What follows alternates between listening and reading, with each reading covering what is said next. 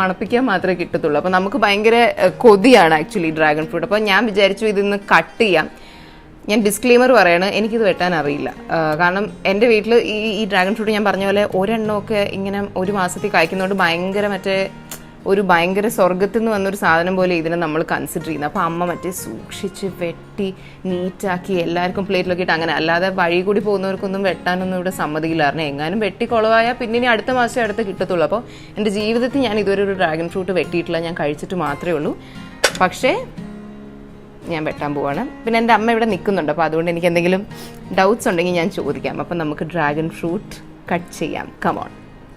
Okay, അപ്പോൾ ആദ്യം ഇവിടെ ഒരു ചെറിയ റൗണ്ട് പോലെ കട്ട് ചെയ്യാം. ടടാ. എന്നിട്ട് അമ്മ പറഞ്ഞു ഇങ്ങനെ